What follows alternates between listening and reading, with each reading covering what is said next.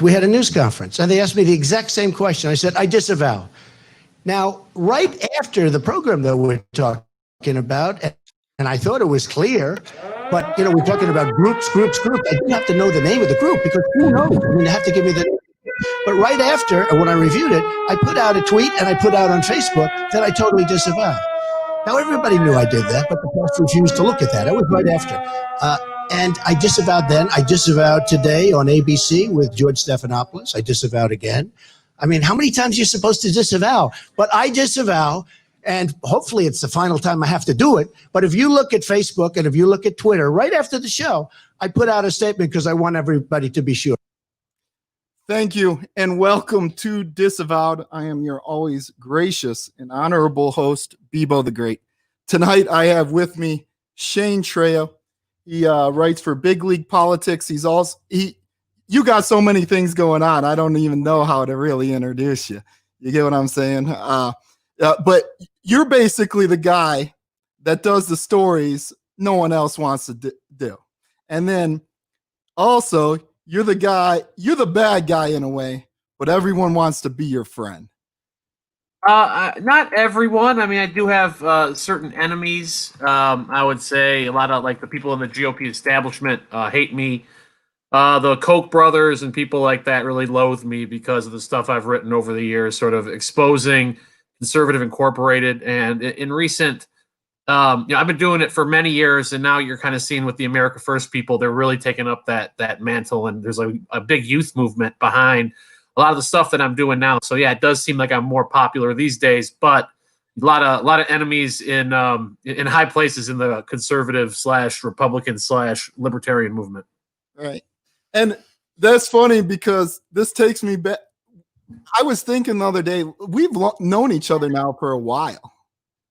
Like what, 5 years now? Was it shortly after the Paul 2012? It's been a while. I think we've been. I remember seeing your name in different circles, right? Since we started really talking and started hanging out when I lived in around your area, and we hung out a few times. So yeah, it's probably been 5 years since we've known each other. Right, and at the time, I was probably further right than you. I would say. Yes. I got my start as a libertarian. I was actually in the Libertarian Party off and on from about 2006 to 2012. Then when the whole Tea Party thing happened and Ron Paul was running for president, he was like, running as a delegate. We're infiltrating the Republican Party. We're going to turn into a more libertarian party.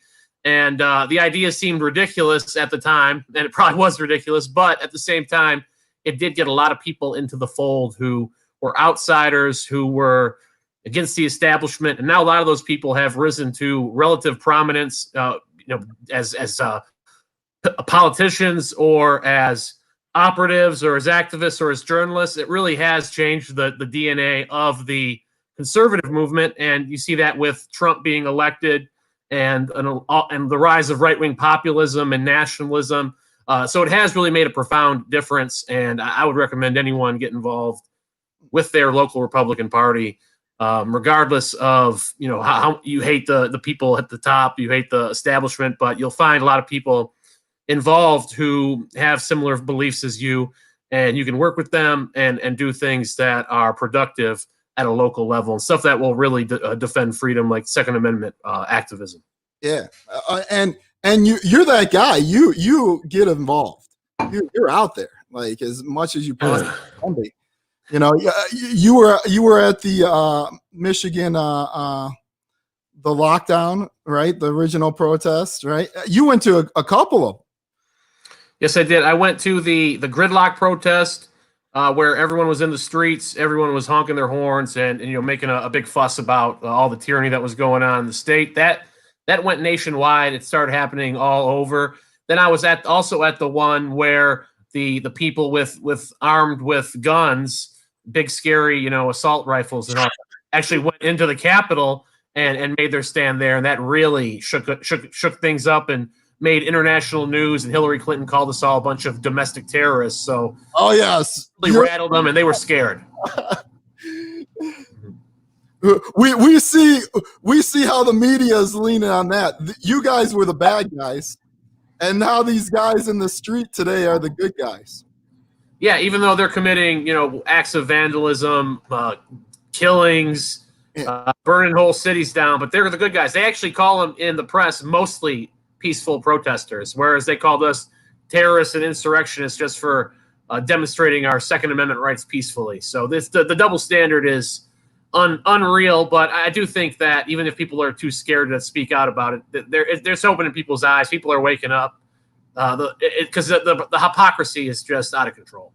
Well, I was saying this the other day. Imagine someone comes over to your house, tells you you're a piece of shit Nazi, leaves, and then an hour later, a massive group of people show up at your house to lynch you. It only takes one time for me to know who sent them. Yeah, I mean, it's crazy. It's crazy what's going on. And now what you're seeing is, anyone who even has a sentiment, it's not even like a controversial sentiment. If you post "All Lives Matter," there will be a mob calling your employer saying to fire you so you can't put food on your family's plate, and then you'll be demonized and have the scarlet letter of a racist just for saying something that's egalitarian and milquetoast like "All Lives Matter."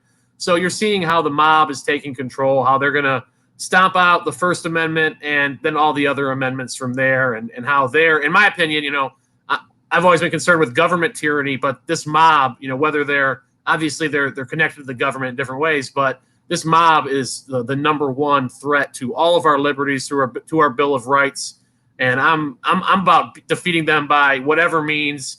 If you have to pass, like Trump's executive order, if you have to rescind their Section 230 rights to get big tech corporations to actually act with some sort of neutrality and not enable these mobs and not censor their opponents. If you have to do something like that, do it. If you have to regulate all the big tech entities like utilities, do it. Whatever needs to be done to put down this mob and to at least give conservatives, libertarians, patriots, Trump supporters a fighting chance. It needs to be done. Needs to be done immediately. This is not a game. This is serious, and people need to take it more seriously. Also, they're coming after. There's a clear double standard out here, and if you believe this mob wants justice, imagine this. Imagine this. Let's say we hand them the kingdom. They're in charge. What comes to your thought with these people being in charge?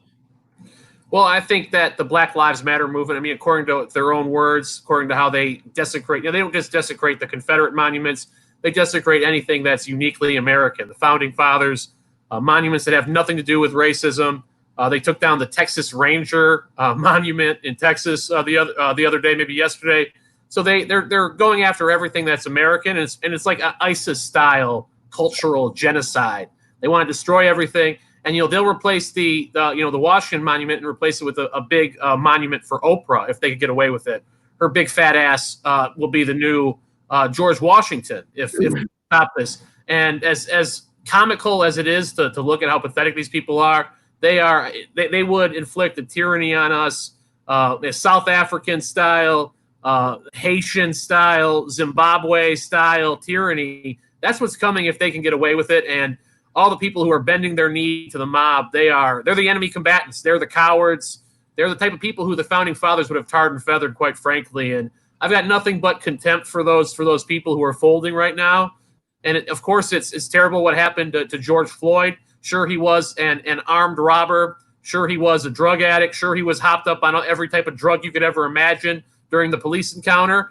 And the police officer used excessive force. But at the same time, you don't go burning down. It's just an excuse. It's an excuse to loot and steal and to gain power. And well, here's part of it is, they're explicitly a communist, anti-American organization. So fuck them. Oh, yeah. What they want to do, what they've realized is they can't come out with the theory of grabbing everyone's property and divvying it up, right? They can't do wealth distribution. So now they've done like a 360 in a way. They said, we can't do wealth distribution. Let's make everything worthless. Well, they can't create, so they destroy. and they want to destroy everything. They see that, white privilege theory. That means that everything that white people have, and I'm only half white. I'm actually Hispanic, so I can't be racist. But anyway, I digress. But white privilege theory says that if you have white skin, everything that you have has been gifted to you, that you didn't earn anything. It was just your standing in society because of these systems that have been put into place, of the systemic oppression against blacks and other minorities. That's why all this has happened. So you need to hand it all over to the mob. Whereas if you're on welfare and you're getting money from the government, somehow that's not privilege. But if you actually work for a living and produce, that you're privileged and you have to hand it over. That's what they've made. I mean, these ideas were all concocted by Marxists in the 1980s and 1990s, and they've been pushed as dogma ever since. So these ideas were created to engineer the downfall of America and transition us into some sort of socialist, communist, whatever you want to call it, globalist hellhole. And now you're seeing the hellhole really take shape with these mobs rioting. Yeah, I believe it's a form of anarcho-communism. It's the best I could describe it.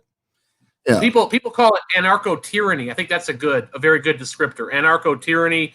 They're going to get rid of the state, and libertarians like to romanticize the idea of getting rid of the state. But what's going to supplant the state in this scenario isn't going to be, the Rothbardian, Hoppian ideal of competitive police forces. No, it's going to be just a mob who acts as judge, jury, and executioner that hates you because of the color of your skin, feels entitled to everything you've ever worked for, and they will burn down your shit. They will laugh and they will cheer themselves on, as we have seen over the past couple weeks. Can you believe they are actually suggest that we're just going to have all these separate private police forces?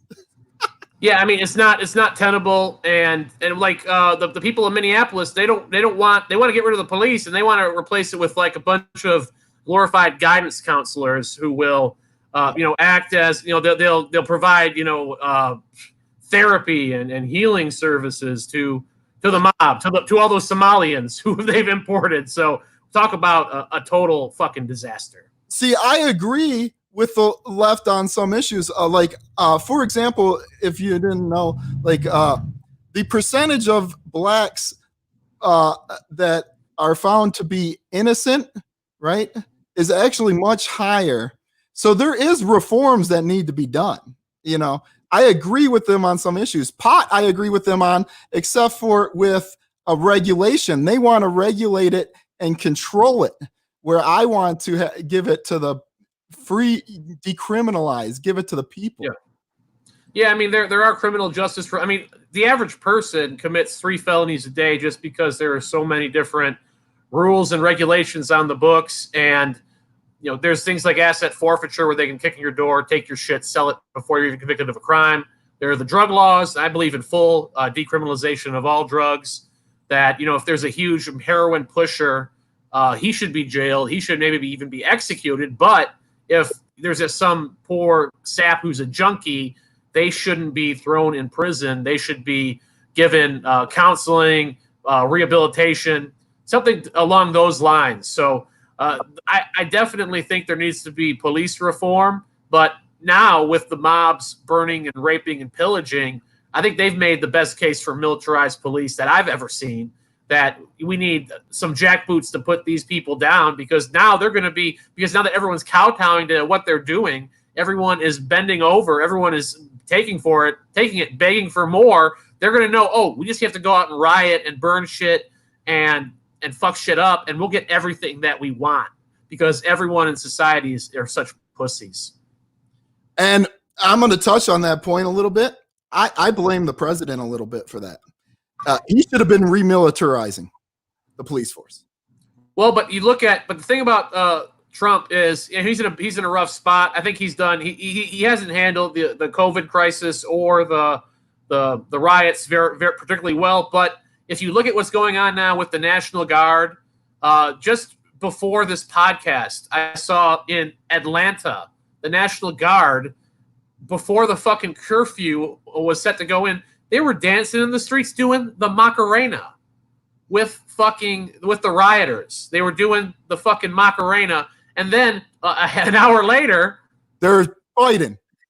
An hour later, one of their tanks, one of the thug looter rioters actually commandeers their tanks. Apparently, while they were doing the Macarena, they left their fucking tanks idle. So a looter was rampaging with a tank, at least for a little while. So this is just, these are the fucking people who would have to keep law and order, and the cops as well.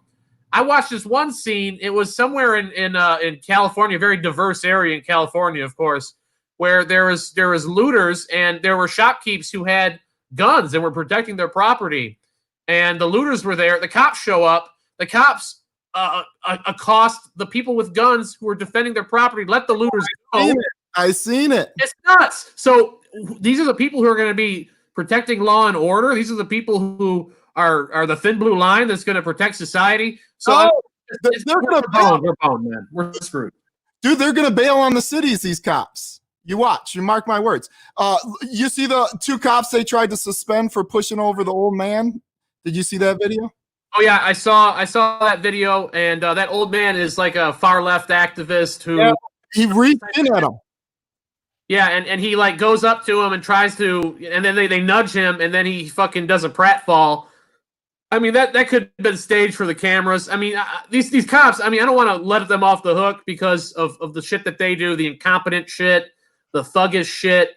But at the same time, if you're gonna be a choice between mob of black supremacist looters and criminals and thieves versus the jackbooters, I think I'm going to side with the jackbooted police, quite frankly. Well, and the truth is the statistics don't play out. Actually, shootings of unarmed black men was higher in Obama's presidency than Trump's. Yeah, I mean, obviously the cops are pussyfooting around trying not to deploy lethal force against blacks, and that's not a bad thing. I think that there are too many police murders. The cops are trained to actually look at people as a force that they have to put down. They should in a general sense look to de-escalate conflict. The cops aren't picked to be the best and brightest. A lot of these people are picked because they will obey, because the little bit of power will go straight to their heads, or they're athletic. Yeah, well, I mean, a lot of these cops a lot of them are steroid pumped maniacs, quite frankly. So I couldn't make it in sports. Yeah, it's an issue where, I don't want to defend the cops, but at the same time, the mob is going after the police because they want to take power, because they want to make this sort of, we're going to burn down the city. We're going to show them who's boss. Their privilege, systemic racism. We're going to burn down their system. That's what they want to do, and they don't want to replace the system with any sort of free market, privatized, blah, blah, blah. That libertarians who, like, they're calling themselves the Boogaloo Boys or whatever, they're saying, oh, we're with Black Lives Matter. We hate the state too. Well, they're going to replace the state with an even bigger, more communistic state that will not protect your rights. There'll be no rule of law. There'll be no Bill of Rights. There'll be no Constitution. It'll just be anarcho-tyranny. So those are the choices we're looking at here. It's not a good choice, and I understand why people would be reticent to support a militarized police unleashed on the citizenry. I completely understand that, but we're at the point where, what's the alternative? What's the realistic alternative? Please let me know. And I'm open to ideas, but we're looking at a situation where the mob is going to have to be put down somehow, and however it needs to be done, it must be done. And it's ironic that they try to put this on us like we started this. This started in Chicago at Trump's rally. This started when they took over Trump's rally in Chicago. They were the first ones to come. We weren't going to their rallies. Well, I mean, they're always. Right now, the feds and the deep state and the media and the Democrats, they're all doing cover for Antifa. And now, to be fair, I mean, I don't want to simp for Antifa, obviously, but everyone's blaming Antifa when obviously it's obviously an overwhelming majority. Look at all these different rioting videos. It's overwhelmingly black people who are doing it and cheering it on. So I think people want to blame Antifa just so they don't have to talk about the race issue that is so taboo and they're so scared to talk about. But Antifa is certainly a terrorist organization. They're certainly committing violence in the streets. They certainly have massive institutional support. So if Trump has done one thing well throughout this entire disaster, it is they're coming after Antifa. They're saying Antifa is a terrorist group. They're putting the focus on Antifa, on thugs who are committing acts of terrorism, who, as you know from your history, they have instigated fights with groups like Patriot Prayer, the Proud Boys. They've instigated these fights, and then the Soros-funded DA in the city, whether it's Oakland or Portland or any of these leftist cities, San Francisco, Sacramento, wherever, then the leftist DA will give all the charges of the Proud Boys and let all the Antifas walk free. And you're seeing that right now with the rioters. They're getting let free in New York City, in St. Louis, by all of these different Soros-funded far-left DAs, and they've put them into power very, very intelligently, I might add. Put them into power just for when this situation were to occur. And you're seeing their plan really come together right now. And it's brilliant. It's brilliant what they're doing, but very, very, very evil as well. Now, let's talk about Trump. Okay. I think part of his I love Trump, and I have a love-hate relationship. I know, yeah, he's a very vexing figure, yes. Right, but I still would rather have Trump than Hillary Clinton. There's no doubt. Okay, but I'll be voting for Trump in November, no matter what, no matter how bad he screws up, because the alternative would be so much worse. And Trump being in there's a comedic effect to Trump, and Trump is a formidable foil to all the bad guys. He really is. I see by accident, but he is a foil to all these bad people. Right. I can see. Look at how they react to him. They can't stand him. He is the bane of their existence. I think a lot of it has to do with just how he's so grotesquely the caricature of capitalism, Wall Street capitalism, Americaism. Yeah.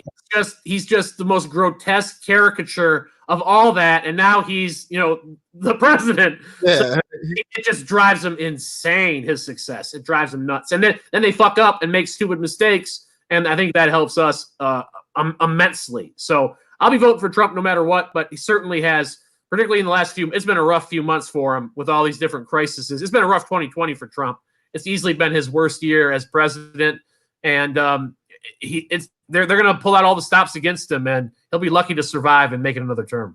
I'm going to ask you about rumors now. I'm hearing rumors that Mr. Bannon is starting to come back around the scene. No, I mean Bannon. He has his podcast. I know he was active at CPAC. I was at an event at CPAC where we were hosting a bunch of foreign leaders, and Bannon had a similar event too, where he was dining with all these different foreign leaders of different populist nationalist parties from throughout the country. He's got his podcast. It's like War Room. Yeah. That's going on every day. So he's still a relevant figure. I don't like some of the things that he's done. All the media whoring that he's done. All of the apparently he gave testimony against Roger Stone in the court of law.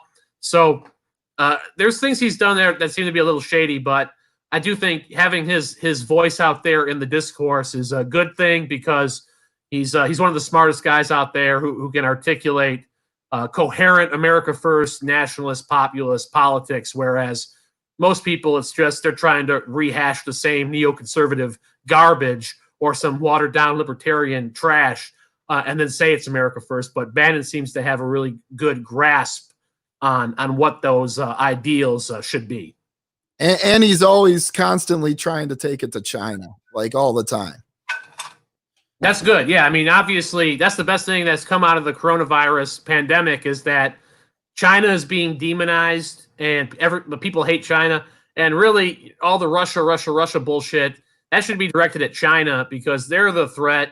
Yeah. They're the geopolitical threat to us, obviously. They unleashed this virus. Now everyone is admitting that it was unleashed. It was created in a laboratory. Obviously it was.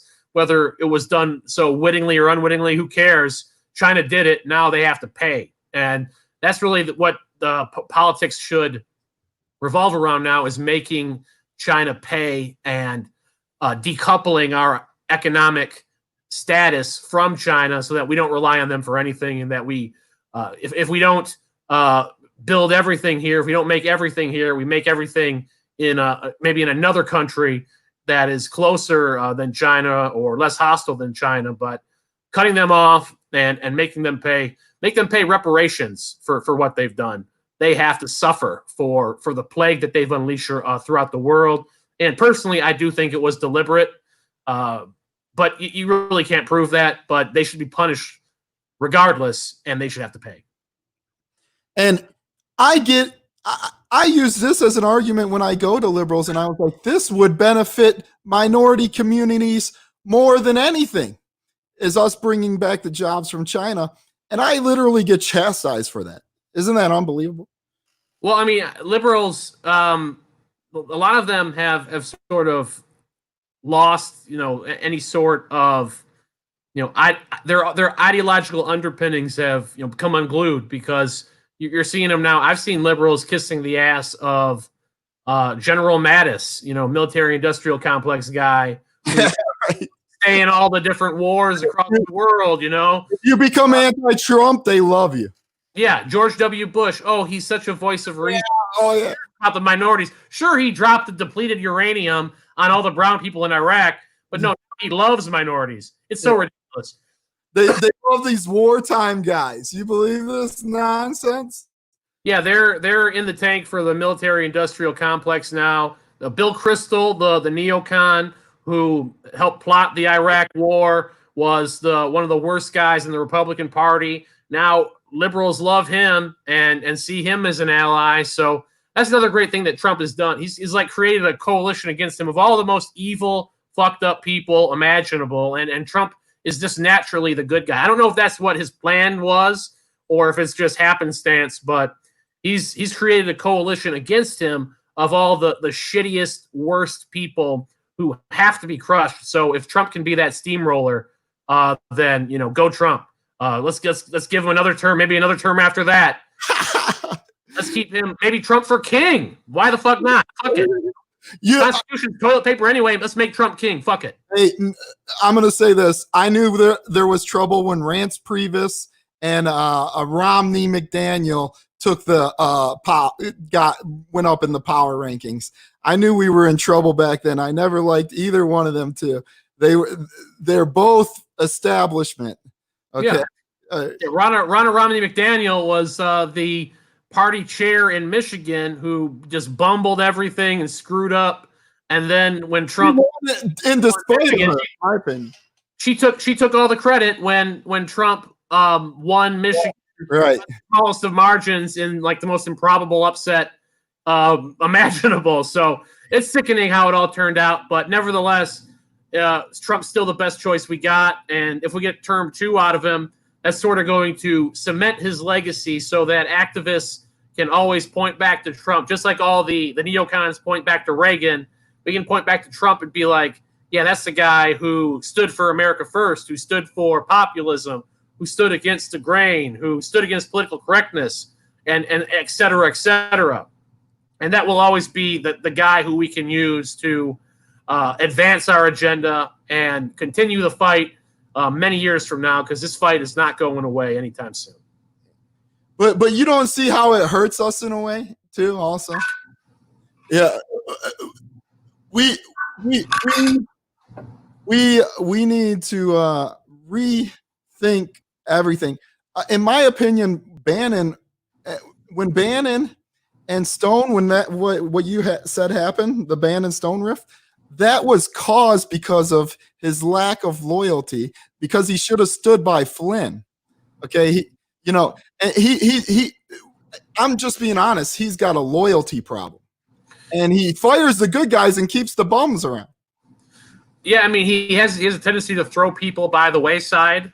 Under the bus. whenever the fuck it suits him. But like I said, he's made a lot of mistakes, but at the same time, we got to get 4 more years out of him because if not, we're totally fucked. I mean, we're going to be the stuff that Biden's going to do is going to be mind blowing because he doesn't have his faculties. So it's going to be all the people behind him who will be running the show, and they will be the furthest left group ever running the show imaginable. It's going to be people like AOC and her surrogates. They're going to be the ones dictating the show because they're the future of the party. Biden is just basically a placeholder. He's going to be following whatever order. They're going to be able to bully him into doing whatever crazy leftist thing they want to do. So, Trump's our only option. If we don't get another 4 years of Trump, then there could be a civil war in no time. All right. So what is the best way towards winning?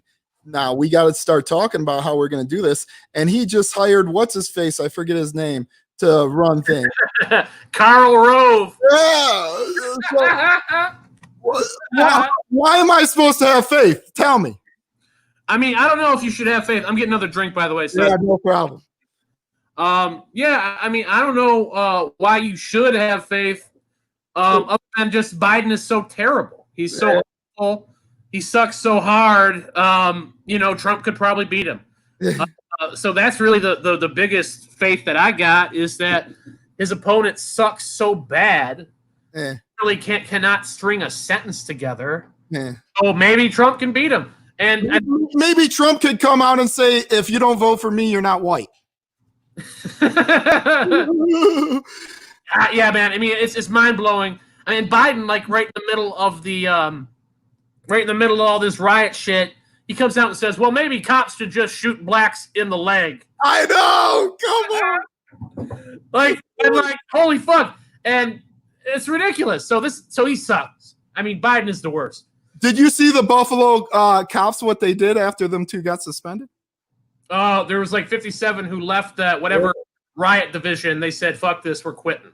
Yeah, that's what I think is going to happen. There's going to be a whole lot of "fuck this, I'm quitting" coming up. Yeah, right. By the way, I'm drinking Sugarland's moonshine, apple pie moonshine.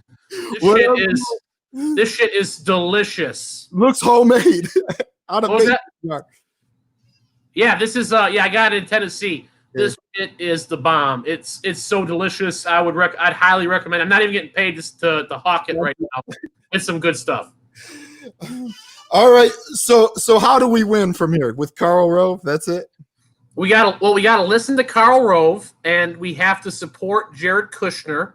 Oh, Ivanka Trump. No, I mean obviously I'm just fucking around. No, I mean it's a disaster. I think the best thing that could happen is remember how much of a fucking clusterfuck the Trump campaign was last time around, with when Manafort was in charge and Trump was down like 15 points in the polls in August. Then he realized everything was fucked, so he brought in Bannon basically to just do scorched earth. And then he won. So maybe Trump will fix things. Maybe he'll bring in Corey Lewandowski again. I've heard murmurs that Corey Lewandowski might be brought in to the team. He wrote the book. He's not scared of a fight. I haven't read the book yet, but I have his book, signed book actually from him. What is it?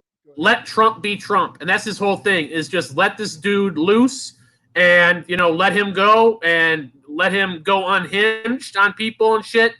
That's what needs to be done. Trump needs to just go hardcore. He doesn't need to listen to these gay advisors. He doesn't have to have Kushner in his ear. He just has to be himself, go with his own instincts, and just let loose on people. And I think that's what Bannon kind of did too in 2016, was he just sort of like tried to focus Trump on a few things to go off on and just let him go off. So if Lewandowski comes back and takes a major role in the campaign, that could be something that could salvage this mess. But right now with Brad Parscale, who's completely a lightweight, totally in over his head, Ronna Romney McDaniel, the rhino, the fucking niece of Mitt Romney, the unqualified affirmative action hire, she sucks. Karl Rove, enough said. The Bush, the genius behind the Bush regime. So these are the people in charge right now. They need to fail miserably, and then Trump will hopefully bring in Lewandowski and some hardcore dudes. Oh man, I'm over here hoping he brings Bannon back. I think that bridge might be. Yeah, I agree. Too burned for that, but I would love to see Bannon back as campaign manager because he sure as fuck was a great campaign manager last time around. And that campaign when Bannon took over, when the WikiLeaks came out, it was spectacular because Trump was every little WikiLeaks revelation that came out. There was like a Breitbart press release where Trump said, "Oh yeah, it's this is fucked up. This Hillary, you gotta lock that bitch up." Like every little thing was like amplified by the campaign, and it was spectacular. I mean, it was watching InfoWars and Breitbart in the lead up to the 2016 election and afterwards was sublime. I don't think we'll ever get back to that, but Trump needs to recapture that magic somehow. I think bringing Lewandowski on is the best case scenario. We need to get rallies going as soon as possible. Big one.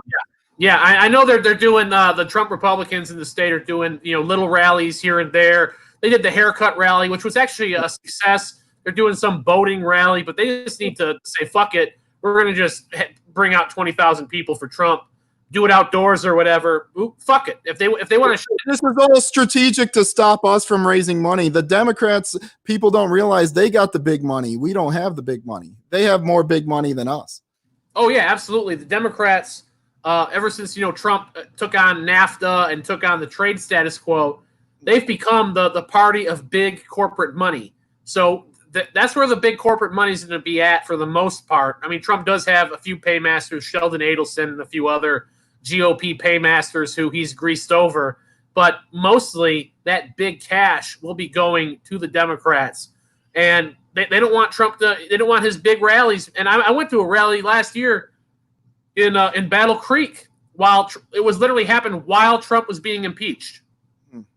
And it was magical. I mean, he still has it. He still has it in him to do these big rallies and to win. But they're going to do everything they can with the coronavirus, with mail-in voting. They'll have another, scandal or riot, or they got more to come.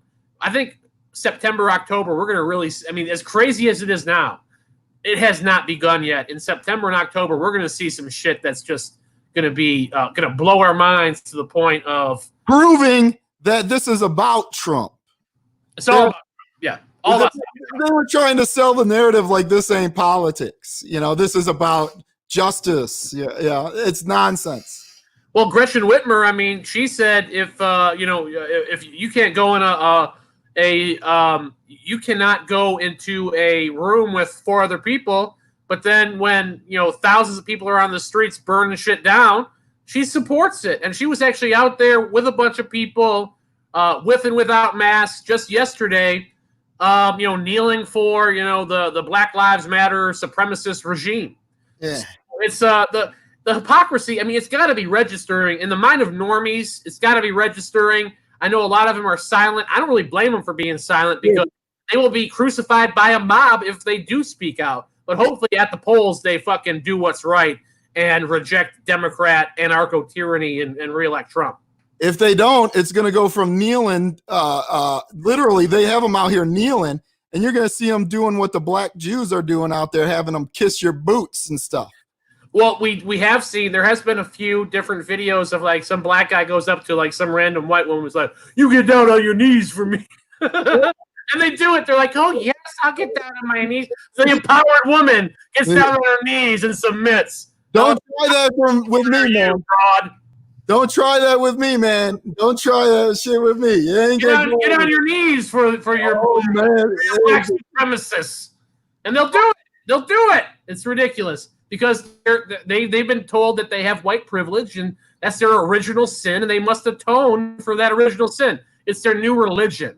And even and I wrote an article, a top Vatican priest said that George Floyd is like Jesus Christ. Yeah. Okay. George Floyd, the serial felon, the drug addict, the guy who kicked in a woman's door, put a gun to her neck while she was beaten and then robbed her. Is a hero. That guy's like Jesus Christ, and they're going to worship him. They're going to have like 5 funerals for him. they've already deified him, and the worst is yet to come. They're gonna be slobbering all over this guy, and even Republicans won't speak out against it. So it's pathetic, to put it mildly. Man, yeah, it's a mess out here for sure, and we need to get the economy going again. Fuck these lockdowns. I can't believe people can't see the damn truth. These people were wanting to use the police to call on your neighbor a couple weeks ago. In my town, we had a phone number set up to report your neighbor for social distancing. Here in Detroit, the young man got shot, not by a police officer, by another guy. Right? Okay. Some guy in a Dodge Durango, yeah. They're yelling F the police. As soon as he gets shot, it goes from F the police to call the police. Like I feel like I'm in a science fiction movie.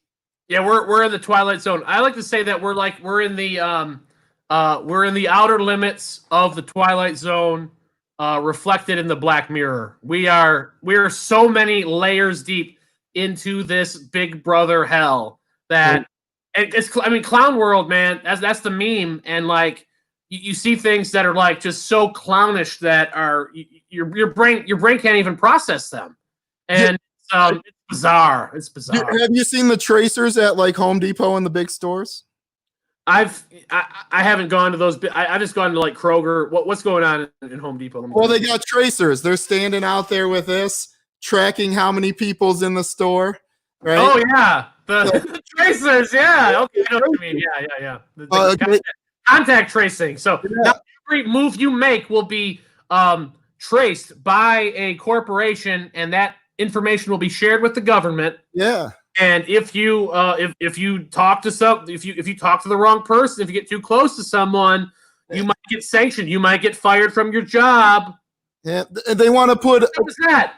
They want to put thermal imaging in all the cameras and take your temperature when you're going in the store. This is part of the problem too. Why is no one talking about that in these people in the street have no clue to how to solve anything, man. Nothing. No, they're brain-addled morons. They're fucking human sludge. They don't know shit. And all they're whining about is, this dead serial felon, drug addict. Look, terrible how he was choked to death. I get it. It's the most polarizing instance that they could use to summon the moment. But still, there's so much more. There's so much more than what these idiots are whining about, and those are the real issues. But they don't want to address the real issues. They just want free shit, and they think that they're entitled to it because the privileged whites, the systemic racism, whatever other buzzwords that have been concocted by hardcore communists at universities and then distilled through the mainstream media. It justifies their want to loot and steal and destroy. And that's really the case here that's going on. All right. We're going to finish up in a couple minutes. I'd just like to touch on one more thing. How much more you know about that young man up north that they're charging with like terrorist actions with the gun? You got any updates? Yeah. Lucas Gerhardt, next week, June 11th. If you're in Michigan, go up and you're near the UP, go to Sault Ste. Marie and go to court and court watch and be in the side of Lucas Gerhardt. He was charged with terrorism, a 20-year-old outspoken conservative, charged with terrorism because he posted a picture of an AR-15 on Snapchat. He posted just a picture of his AR-15, and then some broad on campus was triggered by it. The evil, scary gun really scared her. She saw CNN, and that made her real scared of guns. So she reported him, said it was a terrorist threat. And then the university kicked it up to the local police, and they decided to make an example of him. So he is faced with 20 years in prison because he posted the gun on Snapchat. And he's going through a hellish ordeal. They have already jailed him for 83 days, refused him bail. They'll let out rapists, thugs, and murderers because they might get coronavirus. So we have to let them out, It's only humane. But they'll put in a young conservative upstanding student in jail for 83 days and fuck his life because, we have to send a message that these conservatives, that they have big, scary guns. They shouldn't have big, scary guns. So let's crucify this young man. So the order to dismiss the case is going to be heard on June 11th. We want to pack the courtroom. So please head to Sault Ste. Marie on June 11th. And there's going to be the motion to dismiss. And I'm sure Bebo will get, I'll send him the event link and he'll put in the description or whatever so you can get that information. And if you're nearby, if you want to drive up, please go because Lucas needs your help because they're trying to crucify him because that's the new America. He does have a GoFundMe too, right? He has a GoFundMe as well. So I'll include that link. So if you're white and you stand for your constitutional rights in America, they're going to ruin you. They're going to throw you in prison. But if you're a thug, if you loot and you rob, you steal, you burn down the city, you're going to be treated as a hero. That is the diverse and multicultural America in a nutshell. All right.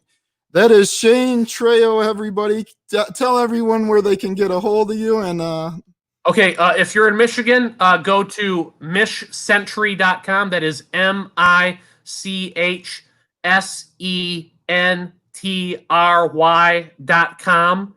I'm doing more local and statewide reporting there.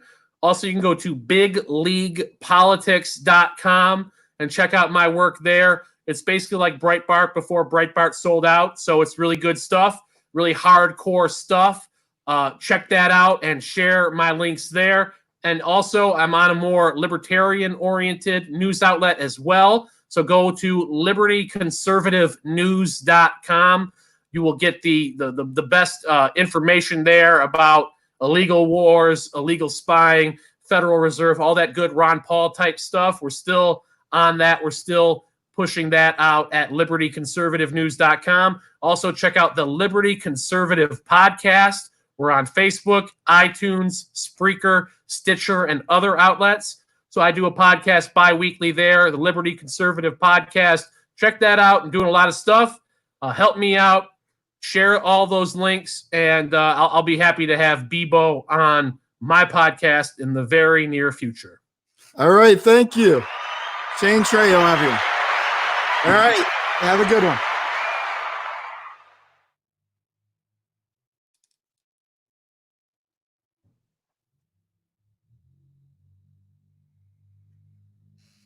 And everyone, thank you for joining Disavowed. Now you have been disavowed.